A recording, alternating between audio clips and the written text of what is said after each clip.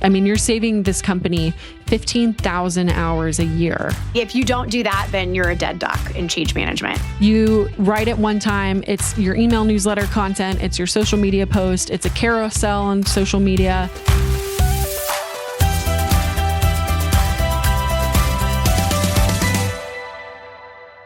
In this episode of Revenue Rascals, I sit down with Kendall Cherry to break down the real mechanics of story selling, why it works, why it converts, and why AI just can simply not touch it.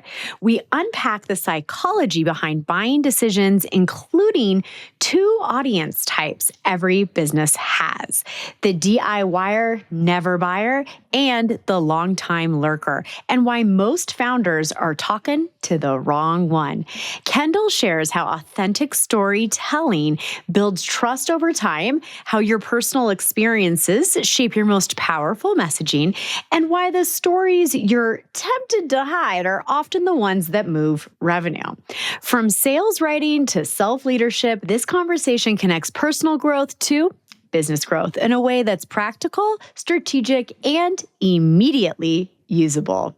If you want your content to convert without sounding salesy and your sales to feel aligned instead of forced, this episode will change how you communicate, period. Let's go. Welcome, everyone, to Revenue Rascals. I'm so excited to have Kendall Cherry today with us. And we're going to talk about how story selling can actually make you maybe sell some more stuff in your business, and why maybe the way that you're shining light on testimonials or case studies is wasted effort, isn't converting, and what you can do instead. So if you're a storyteller and you want to make some sales doing that, this episode is for you. Hey, Kendall, how are you? Oh my gosh, what an intro. I feel so honored that that's like what I get to tee me up. I feel like, wow, okay, let's go. You're like bringing the energy, so I got to bring it too. Yeah, it's like Revenue Rascals. It's where the rascals come to have energy and share some great insight. So I want to learn a little bit about you before we jump in. And y'all are going to want to listen to the entire episode because we're going to workshop a real life case study of my own. And Kendall will share exactly how to position it and what type of content can come from it. So make sure that you stick around for the entire time. All right, Kendall. We're going to start with one of my favorite things. When we first met, you told me you're getting into horses, and this is the most important thing possible because every time I meet another horse girl, I'm like, hey, what's happening? So for everybody listening right now, you probably know I'm equally obsessed with horses as I am with sales.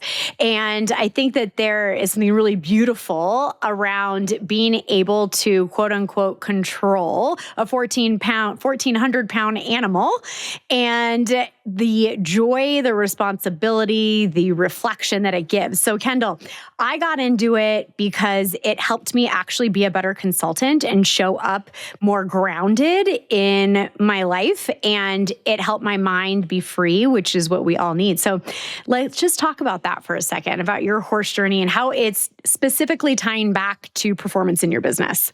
Totally. So I will start this with, I was not a horse girl as a child. The horses could not be more random, as like this was something that just dropped into my orbit a couple of months ago.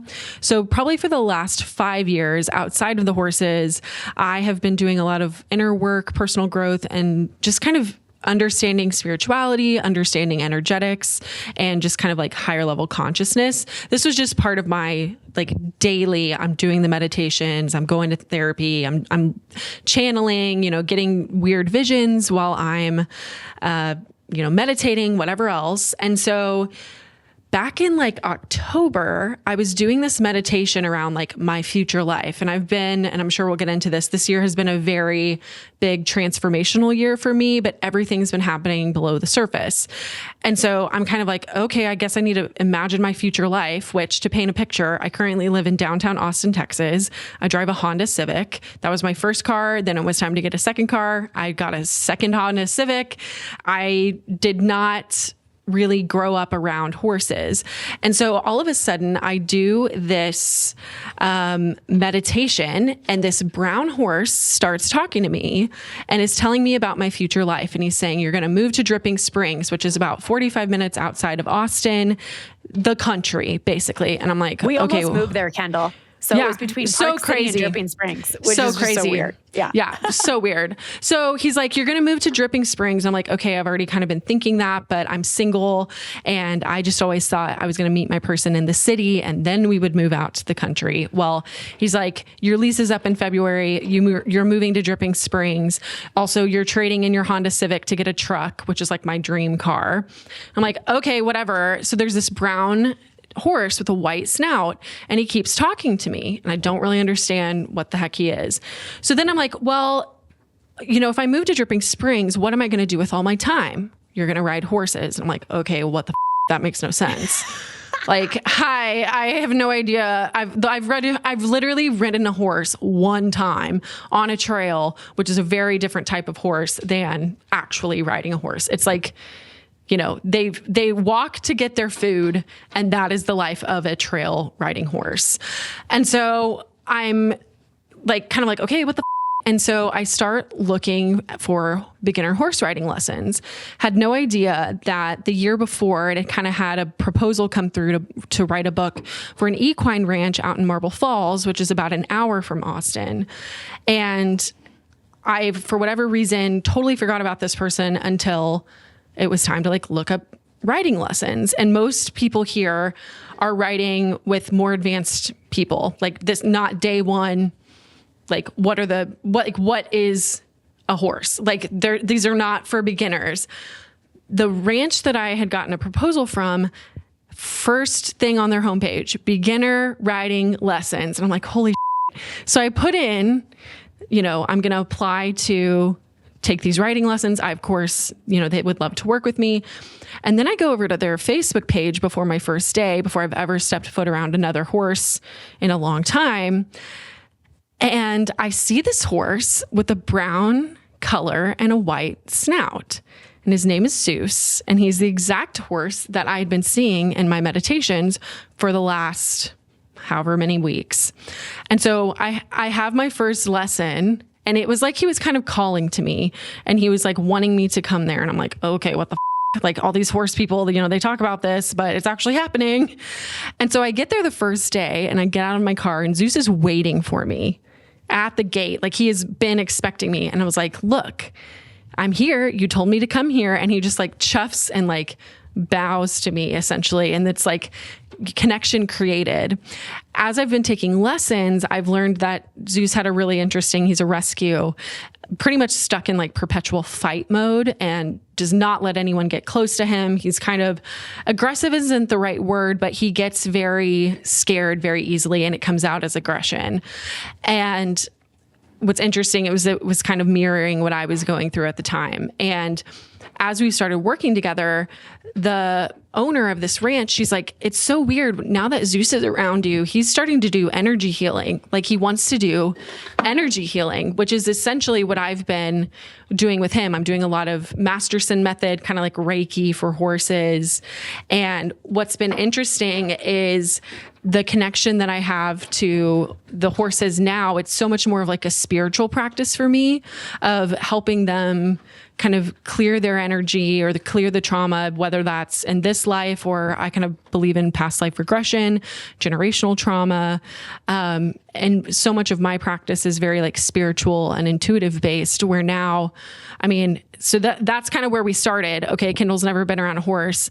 I've literally cannot make this up. Yesterday gave my notice that I'm not renewing my lease at my apartment that I've lived in for 5 years. I'm moving to Dripping Springs. Oh my God, I love it. I now take weekly horse lessons with this ranch. I am now also about to start volunteering at an equine ranch and start doing energy healing on their horses. And they do therapy for kids and young adults. So I'm going to go in and kind of clear the energy and help them kind of re-regulate after those sessions. And it's quite literally all happening in the Dripping Springs area. So I would say probably within about a month and a half, I'm like, oh, we're moving. And of course, I think in the next 6 months, I will be selling my Honda Civic and getting my Ford truck, which I'm so excited about. Gosh. I love it. So yeah, you're helping the horses, but the horses also help you, and it helps you. They mirror your energy. So by you clearing their energy, you clear your own, and you're able to build like a really beautiful relationship. And I think that it's something that a lot of people don't talk about. Like you just see people riding really fast or like doing cool tricks or whatever, but it's a huge personal development journey to work with a horse. And there will be challenges. The horse is going to get spooked. You might get bucked. You might fall off. Like there's so many things that could happen. So I'm really excited for you to do the healing. And this summer I'm going to be doing an experience where I blend together sales and horses and how to become more confident selling. So keep your eye out for that. Yes, please text me. I will be there. I literally earlier, I started watching a lot of Warwick Shillman's, like horsemanship videos. And I was like, I saw that he has a retreat. I'm like, that's what I'm going to do in May. And that's something what I want to do eventually is kind of have my own property and like a smaller barn, but we would do very similar like storytelling sessions with people, and with the horses, but kind of attuning to them in that way. But it's so powerful. And it's the thing I love about it so much is like, you can't bullshit a horse. So you can like act like you're so strong and whatever. I had an experience where I was like, I'm grieving and I've got to do this, like Zeus and I are going to go on a walk and like, I'm fine. Like everything's happening, but I'm like grieving so much. And Zeus just like rounds the corner and comes up to me. And all of a sudden I'm like, he's like looking at me and I'm f***ing bawling. I'm like, I know what you're coming to do. You're going to heal me, but I just can't. But it's like, I'm not ready. But it's so fascinating just how like connected you can feel, and more, I always feel a little bit more like in my power when I'm around a horse as well. 'Cause I feel just everything makes more sense, which for me, even the path to getting to the horse is like so wild. But then as I started really thinking about it, like the horse has been around for a really long time. But I think for me in particular, and just given what I do, which is I essentially write stories for a living, and I have a lot of other creative projects, and a lot of people read my words for a more like spiritual take on the ways of the world, the ways of business, whatever. Like the horse for me, I think I had to go through, I would say like 5 years of pretty intense, like spiritual discovery, energetic understanding. So once I had that solid foundation built, adding the horse in is just like 10xing all of those quote unquote, special powers that I kind of created. So it makes things a lot clearer for me versus I think what a lot of other people's entry points into horses are. So I'm definitely like the way woo-woo. My trainer laughs when I like bring crystals to my session. She's like, what the are you doing? I'm like, just trust me. It's like they did this in the healing. They did it in the olden days. Like there's something to this. And then it's always fun seeing how the horse responds to those things. Almost like they've been craving that and they're excited that they get to actually practice that part of themselves. So it's like so spiritually giving. Like I said, I am diving fully in. Give me 6 months and I am just, a totally different person. I cannot wait to see the evolution over the next 6 months. And one last note before we transition into business talk is, if you want a real trail ride, you come to Park City this summer and we will run up the side of a mountain on a single track and you will no longer think a trail horse is boring. Yeah, no, the ones, it's almost laughable. Like, I'm like, that's not even really because, you go on the tours or whatever and you're like, this is a very special kind of horse that knows exactly what they need to do to get fed. Totally different than, the mountains and that whole experience, but I'll get there. I need a little bit more time still, but you'll be fine by the time it hits summer. All right, Kendall, let's jump into story selling and why it is so important in a business. I will tell you, every single time I write a post, which I would classify as story-based, it performs 10 times better than anything else. Like literally, I'm in the process of going viral on LinkedIn right now from a story, and it's been reshared, 10,000 impressions, like all of this stuff within 12 hours, right? So I strongly believe that in this age of AI content, what you cannot AI is your stories. And they either happened or they didn't. And if you try to make them up with AI, everyone could sniff that out. And for the record, I use M dashes because it's proper English. And just because AI figured it out does not mean that everything is written by AI. There is my public service announcement. And my mom's a court reporter. The M dash, it's a real thing. So anyway, side note of that. So stories I love. I find so much value in them. And I think what happens a lot is people aren't sure which part of their story to share and how to share the story in conjunction with business so that it generates leads and not just nice to share content. So I want to start there and talk about the psychology behind story selling, not just storytelling. Yeah, totally. So there's something that tends to happen. I see this a lot in content brands who run on engagement, or you think that, getting the viral post or all of the impressions or whatever else is going to lead to sales. But the story, as exciting as it is, or as groundbreaking, heart-wrenching as it might be, it doesn't ultimately lead back to an offer. And so this is where it, again, great from a content perspective, terrible from a lead gen perspective. So there's a certain type of character that can exist in your business and within your audience. It's true for email. It's true for social media. And it's basically this character archetype that I call the DIYer never buyer. This is the person who is deep in your DMs. They're reading every comment. They're liking it. They are asking you free advice, and it makes you feel, because you're getting all of this engagement from them, it makes it feel like they're interested in a prospective customer. But what this ends up happening, I don't have a slide in front of me, but if I had to, compare this to a character from a movie, it's basically Edward from the Twilight series.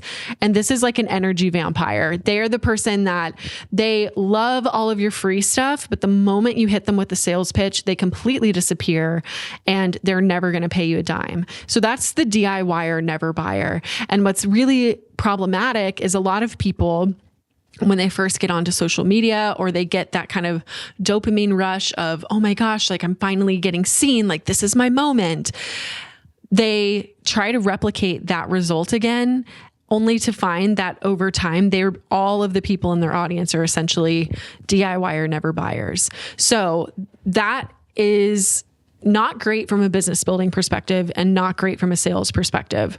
There is another type of character archetype that exists that is way more profitable, absolutely the type of person you want in your business. And I call this person your longtime lurker. This is the person that reads everything you have ever written. They are obsessed with everything that you create. If they see your name on social media, they stop everything and they read every post. And also when your content is selling, these are basically silent buyers who they don't, especially in the world we kind of grow up in now, when it comes to content, they know that if they send a signal of any type that they might be interested in an offer, they know that certain types of engagement will lead to entering a sales process. So the reason that these people lurk is they don't want to enter a sales process until they're ready to buy. And that could be for any reason. It could be, I don't have the money. I don't have the team set up. I'm, under resourced right now, but I know that I want the thing that it is that you do. And so the lurker, the best way to appeal to them over time is to write content and stories that are selling whatever it is that your offers are. And sometimes this is just a simple tweak or adding, a sentence or two about the offer that you've got. But what's really great about the longtime lurker is you can there's a couple of things you can do in your content to safely have them reveal themselves to you without you pouncing on them that it's a lead. And it's mostly just, coming up, I think, in the past 5 years with content.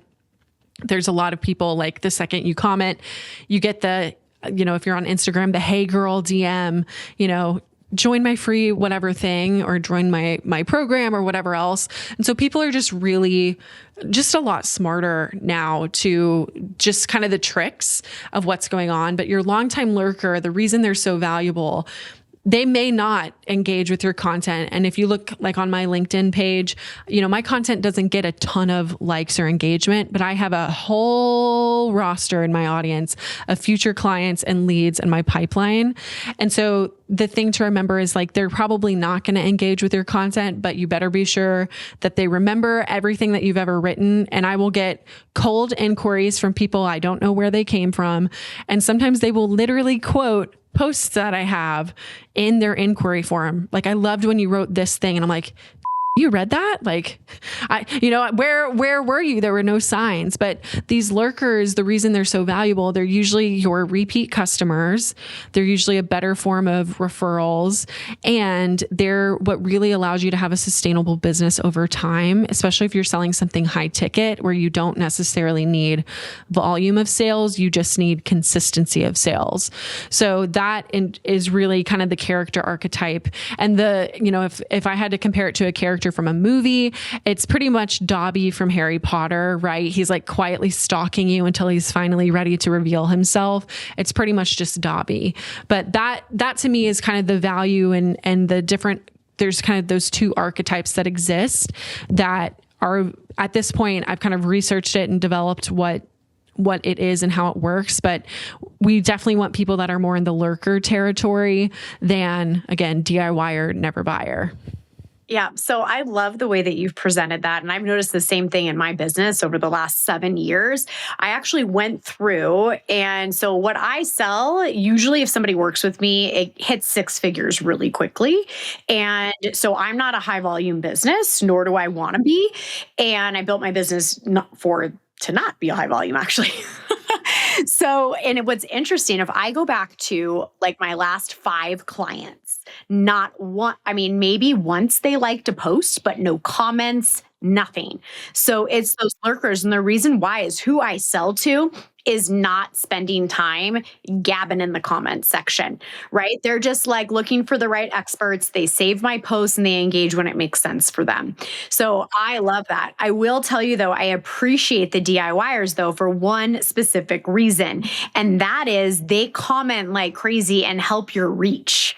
So I appreciate those people as long as they don't try to get an abundance of free advice in my DMs.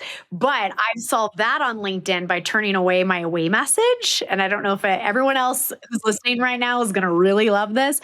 So when I get a message, it tells them, come check out my podcast. I would love to provide as much free advice as possible. If you want to work with me, here's the link.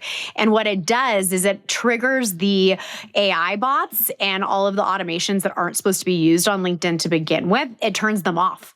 So then, because I've quote unquote responded. So anyway, I have found that you can use that away message for so many cool things. So anybody listening, if you want to drive traffic to a free event or a download or a podcast, it's good. All right. So I absolutely love your characters, and I'm assuming they're going to be part of your new book that's coming out. They are. Yay. All right. So let's deep dive here. Let's do a little workshopping so everyone can see the magic that you have in pulling out stories. And I get to be the person getting interviewed right now, which is so fun. So Kendall, talk to me. I'll answer all your questions and let's see what we can do with some story selling. Okay, cool. So do you have a client in mind that you want to kind of think through? Okay, what's their name? Yes.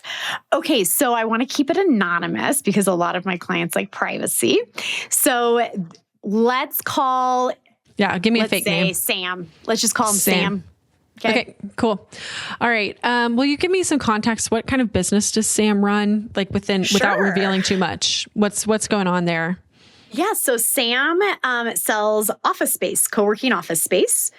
And Sam is scaling in 9 states and has to completely restructure their sales team and their sales system in order to support the growth and have consistency amongst all locations and the sales process.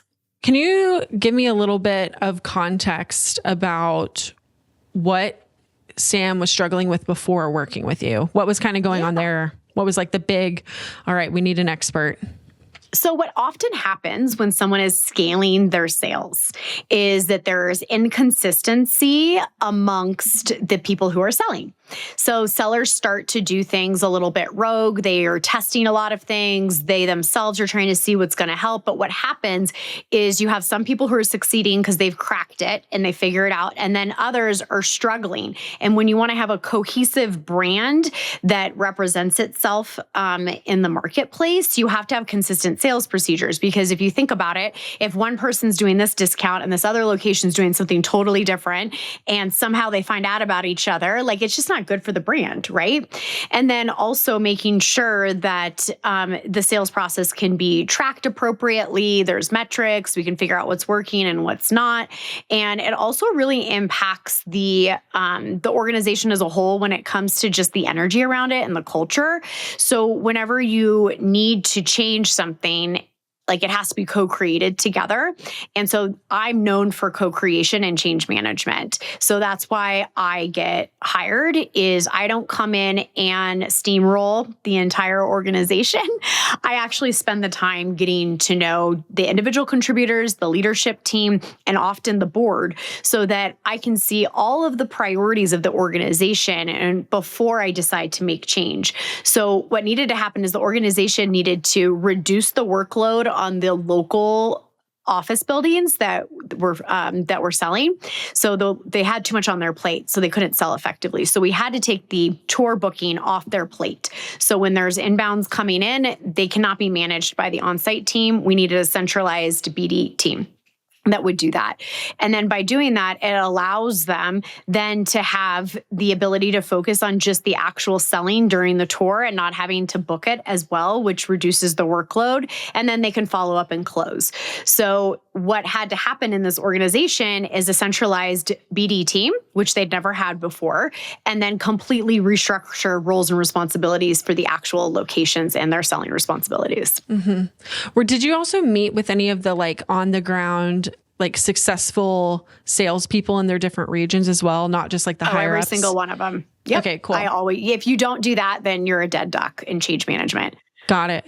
Talk to me about some of the like after. What was some of the just kind of results that came out of this? Yes. So about 10 hours per seller at the location was freed up per week. How many sellers was that? So 30. So you're telling me you got 300 hours back for that organization? Per week. That's crazy. Okay, that's one. Two is the tour conversion. So when a lead would come in and they have to book a tour, which is the equivalent of a sales call, those were then converted now by an AI sales agent. So it eliminated about $200,000 in employee overhead. And instead of having a BD team that was the size of 5 or 6, I have 2 humans and 1 AI sales agent. And I can't remember off the top of my head, but the conversion rate more than doubled and the time requirement basically disappeared because of the AI sales agent. And we used the human BDs to convert the leads that AI could not. And so that maximized the strategic time of paying a human to do real work while taking the low-hanging fruit off the table through automation and AI. I have one last question. What, in your opinion, with Sam, what was like the magic or like the thing that they just didn't even realize was like this, like, again, little like sparkle of magic that just, they couldn't see themselves that was so obvious to you?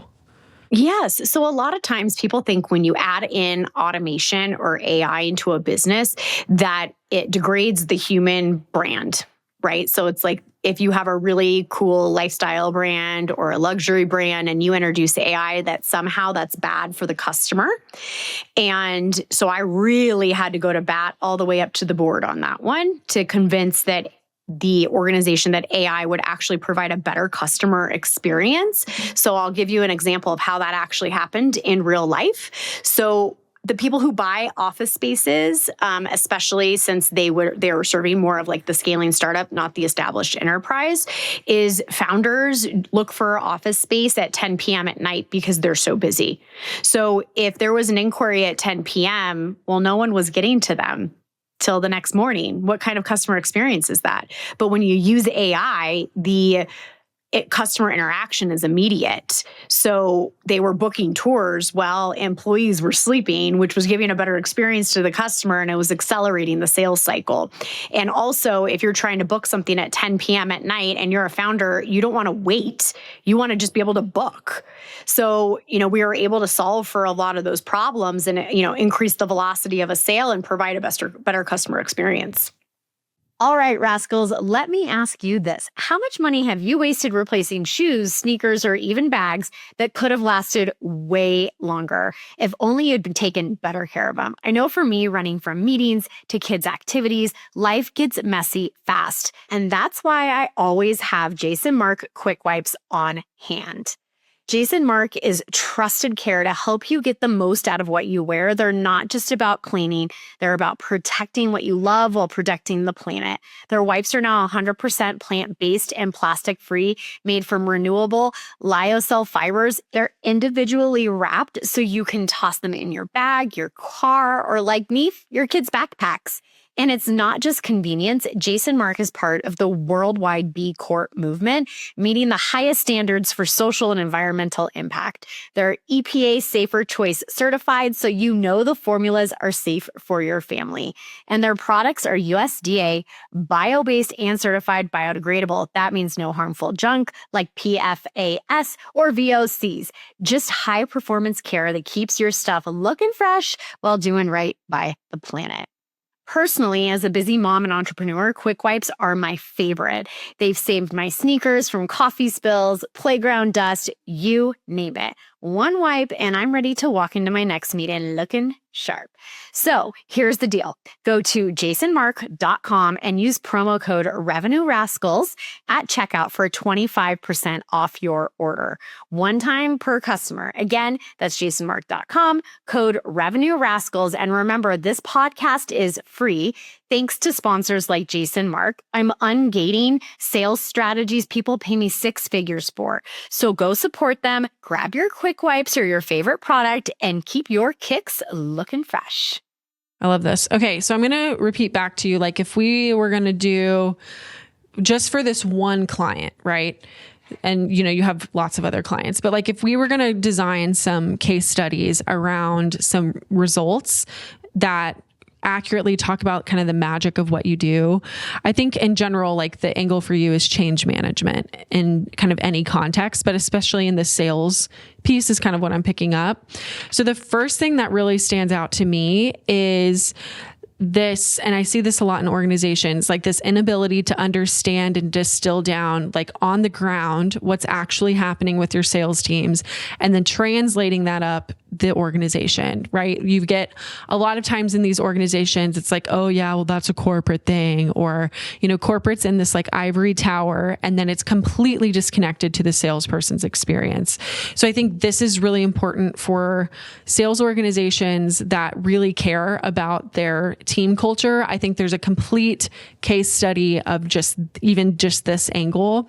I think there's so much value that, we would dive a little deeper, of course, but I think there's value in your findings or like what you were hearing or a communication disconnect in the organization of like your sales teams were saying this, but they weren't either feeling heard or like there's also a really interesting energetic too. This could potentially be even a separate one where culturally, right, you've got people in different regions, which creates so much complexity. And like you said, like if someone in one region gets a discount, but not the other, like that sucks. And those people are all over like Reddit and places like that.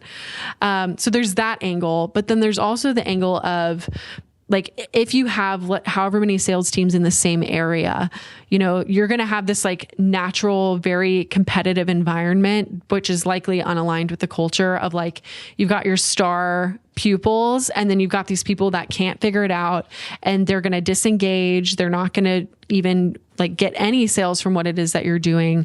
And then likely, potentially leave the company. Then you've got turnover, then you've got to hire people. So that's like 2 or even 3 different case study angles in there.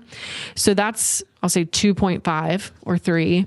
That's interesting to me. The other thing that I really love is how you're saving 10 hours per seller per week. That in and of itself, like, is a case study all on its own. But I did the math. I mean, you're saving this company 15,000 hours a year, which, right, that's a huge number. And I think it's fair to say, like yes, per week is great, but for companies, like, that year over year is hugely valuable. And so I think there's a lot you can do with that angle of, like, how did you get that number to be what it was? Like, what did you have to implement? What did you have to stop doing? So that's a whole other one. And then you have this other, like, really magical one around lead conversion, right? You've got the AI sales agents. And I think I can imagine with your, like, ideal customer and your ideal client, there's probably some apprehension, like you mentioned, about there being, we don't want to have AI. We really care about being a people forward brand. We want people to feel like we're connecting with them. Like, people really care about that, but also we care about being efficient. And I think being able to allow people to see, and using this story as an example of, like, hey, we were able to actually deliver and cover more ground. And also our sales reps in person, when they're meeting during these tours, are not bombarded, and they're not, trying to manage the tours and book the tours and everything else. So your salespeople on the job, their energy is like, you're bringing the leads to the door for them with AI. So your salespeople are literally going to feel more embodied of your company culture, which likely closes the sale much faster, which, you mentioned the accelerated sales cycle. How many more sales a year because it's now accelerated? I mean, you can calculate that out. If we increase sales by X amount, like, there's a very real monetary implication of what that number is of, either percentage or dollars, but allowing AI to take the stuff out that is not really that valuable for a person to be doing. That's essentially like, an assistant could be doing something like that, automating it, and also allowing it's like more respectful for the person. The person will feel more valued because they're being allowed to do the that they don't want to do either, right? They want to be selling stuff. They don't want to be organizing what time someone's booking a tour. Like, that sucks. No one wants to do that job. So that I think is, like, even from a personal bandwidth across your sales teams, that's a huge one. And again, to your point, it's more respectful of your sales teams. And I think that is what people need to see and understand from a case study like this, so that they trust the process that you'll work with them with, but also they can easily see, especially if they're having to do, which I imagine in your sales process, it's not just a one-person conversation. It is now you have to have an ambassador or someone who's, like, advocating to work with you. And then they got to go talk to finance. And then they got to go talk to all these different stakeholders inside. The reason case studies like this work so well is you kind of prime one person to sell on your behalf internally. So you don't have to, which in your own, it's very meta, but in your own business, it accelerates your sales cycle as well, because you're not having to do 4, 5, 6 meetings with internal stakeholders. You've got someone who's already kind of greasing that out for you internally so that you don't have to. And so these case studies are really great to pass along to the finance team, the HR person, whoever all is making decisions. These work so well because these are literally when you deliver a proposal, these are stories that you can link to and say, here's how we got this result. And so, but again, I think you're sitting here, we've talked through at least 5 angles for that one client. There's definitely more, but that one story is something that you can kind of tell on repeat every, 2 or 3 months. Yes, I absolutely love that. And I do think it's a great asset to help your champion advocate for you internally so that you can get things done without a lot of meetings. Do you have a format that you like that, is there a format that you love in a formal case study, not just like a story selling post? Totally. Yeah. The thing is, like, the story selling post and the case study format, it's literally 1-to-1-to-1-to-1-to-1. So you write it one time, it's your email newsletter content, it's your social media post, it's a carousel on social media, it's a verbal thing you can say on a sales call, it's a, social post, it's all of the different deliverables. It's also, I have clients use it as like a blog on their website that they can link back to. So it's really like the story content that keeps on giving and you don't have to make any changes.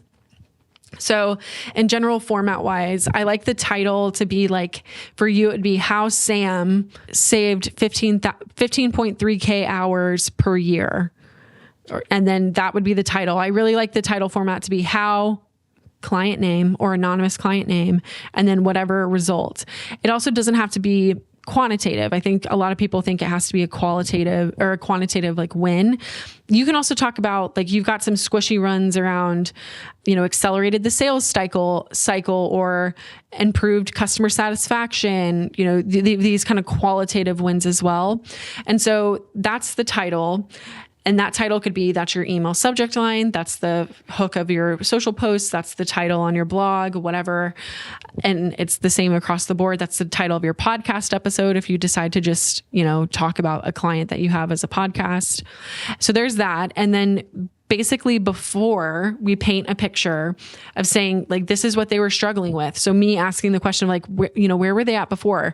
You would basically, you could go back and just listen to what you said, probably AI transcript it, but that's essentially what you write down is kind of a before picture, but every moment that you're highlighting, make sure it's aligning with kind of the macro pain point across your client roster and kind of what you see in your customer. And then I really like a bulleted list of things that you specifically changed for that outcome. So for you, if we were going to do the 15.3 thousand hours during our time together, Sam and I worked on ... bullet point. You want to have the first word be an ing verb. So it'd be like, we started working together. We worked on clarifying the idle client profile. So it, whatever XYZ. For you, it could be conducting experiential interviews with, high level organization, board members, and also on the ground sales teams. It could be, ing all the way through. I would say I like to put 6, but pick 6 ing verbs of what happened. They can be quantitative or qualitative. And then the last section is just after, again, we've kind of answered it, but after a couple of paragraphs about the outcomes and what happened. And then voila, there's your post.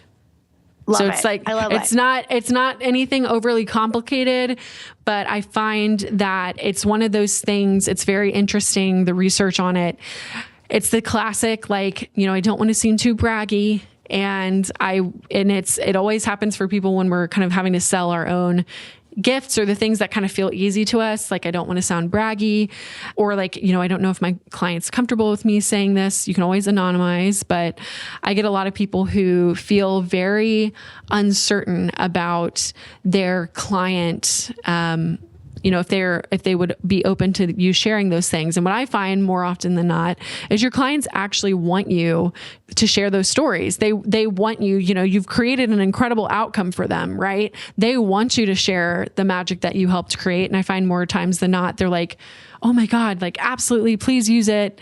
And if you're not sure, you have clients, always ask for permission if you need to, anonymize if you have to. And if you're really not sure, you can always just send the testimonial content to your client to approve if they're open to it. Yes. I've done that a lot. I think that's actually like my recommendation. I love doing that. It allows them to make some edits too. I've done that in the past and with some suggested edits. And the suggested edits were things that I actually missed of the impact that I had. And so it can be incredibly valuable to have that post-engagement conversation. And, one other thing that I always suggest is, gathering LinkedIn testimonials or like wherever you want them, like just go and request them. Some people want it on Google My Business. Some people want LinkedIn. It just kind of like depends what you do. But I love that. All right. So we're coming towards the end of our interview here. So there's 2 more things we have to talk about. One is how you're teaching others to do this for themselves. And then 2 is we need to talk about the most rascal thing that you've ever done in business. So let's jump in, first of all, to how you're helping people create this content independently through, I believe it's your new coaching program, and then we'll pivot. Cool. Yeah. So part of my kind of pivot that I've been navigating this year is I started writing a sales book and a storytelling and sales book after, 3 years of research and development of what I'm doing with client work and how it actually works by the results I've seen in my own business and also the clients that I've written for of all sizes and scale. I've written for founders that exited at 300 million in sales. I've written for huge email lists with like 750,000 subscribers. But then I've also written for really small brand new businesses that have, 50 email subscribers. And so what I've found is there is no change in like the content strategy or the approach. It doesn't matter. And it's highly scalable, right? If whatever you do for the large brand works for the small brand. So that was a really big kind of question that I was asking as I was doing my research and developing everything. And so as I started developing the book, it was kind of meta. I just kind of thought like this would be helpful for people. And then all of a sudden one day I had this epiphany where I was like, oh, you're not just like writing a sales and storytelling book. You're writing, like, if this were a college course, you're writing a freaking textbook. Like that's kind of what this is doing. And so I decided I've over the years had other writers and business owners ask me, okay, but how do I write this myself? Like I'm so much closer to everything, or I can't afford to work with you. And so I started the storytelling and sales writing accelerator inside my business called The Greenhouse, which my business is very like sunflower energy. There's like sunflowers all over the place, very kind of farmhouse vibes. And so The Greenhouse just made perfect sense, where it's a 20-week program. We've covered in the first 12 weeks. We go very deep into premium sales psychology. What does it look like to comb for premium sales angles for pain points, solutions, your UVP, your differentiators? We get really, really zoomed in on just the premium sales psychology. And then the last 8 weeks are actually covering writing labs, including I teach you how to write money-making testimonials, but it's included in kind of a writing lab format. So you get like hands-on direction with me and instruction, but then it's also all of the templates I've created in my business. There's endless examples from client work I've written. So you can actually learn how to write this either for your own business, or if you're a writer, you can write it for other clients. But as I was kind of going through the research, it stopped being just like this thing I was going to talk about or go on a speaking tour or like, book tour or whatever. And it very quickly became something that like, as soon as I was getting into the meat and potatoes of the book, I was starting to get asked by more and more people of like, how do I do this? Like, I actually really want to learn this skill for myself. And so kind of very naturally and very obviously in hindsight, it very much turned into a teaching opportunity with The Greenhouse. So that's kind of the way my business is shifting out of done for you copywriting and into really teaching this, because I think a lot of people take writing courses from digital marketers or content creators that tell you these specific frameworks or whatever else. But any copywriting course you've ever taken most likely is rooted in writing. It tells you how to write specific things. It misses the mark and either doesn't teach you about sales. So most of these copywriting courses don't teach you about sales, don't teach you about sales ecosystems or sales cycles, the sales process. And that's really what The Greenhouse is here to do, is to take writers and business owners, not just teach them how to become better at writing, but how to become better at sales writing and storytelling that drives sales. So that's The Greenhouse. Oh, I love The Greenhouse. We'll make sure that the links are in the show notes. Yay! It sounds wonderful. And from, just the way my brain works, it's like, give me the data, let me make sales, let me share my story. And you've nailed all three of those. So I'm really excited for you. All right, let's go ahead and wrap this up with my favorite question is, what is the most rascal thing that you have ever done in business? Yeah. So the most rascal thing for me is writing a business book despite never having written a book. Despite not really getting a lot of guidance on it and just kind of like trusting the intuitive process. And also, I don't read business books and I don't read nonfiction. So I pretty much only read fiction. And so, yeah, the most rascal thing is just kind of trusting the process and trusting like this book is meant to be, expressed and meant to be in form, and just kind of trusting the creative process and being, I'll say, divinely guided, because I should not be able to be this skilled at writing books as I am, to the point where we even stood up behind the scenes right now in stealth mode. I have a second business that is a publishing house for me to self-publish all of my future books. So that's kind of happening behind the scenes. But yeah, I would say writing a book, despite never having written one, never took a course, didn't get a coach, like just, yeah. And writing the manuscript in 30 hours of active work, like, which is insane. Like that doesn't happen, but it's just been percolating and it decided it was ready to come out. So I love that. I think it'll be really fun to read the book, because if all you like is fiction, bringing fiction, which you kind of mentioned in the beginning of your characters and stuff that you mentioned earlier, I think it'll be a really fun read and a new take on nonfiction. So I'm excited to support you and to read the book. We'll make sure all the links to find you are in the show notes. Kendall, this was amazing. I'm so glad you were here, and happy selling, everyone. That's a wrap. Thanks for listening to Revenue Rascals, where we turn bold ideas into predictable revenue and prove that breaking the rules can still build empires. If you love what you heard, do me a favor. Tap the links in the show notes to support our sponsors. They're the ones keeping this show free, so I can keep ungating the six-figure strategies that help you scale faster, lead smarter, and take more freedom home with you.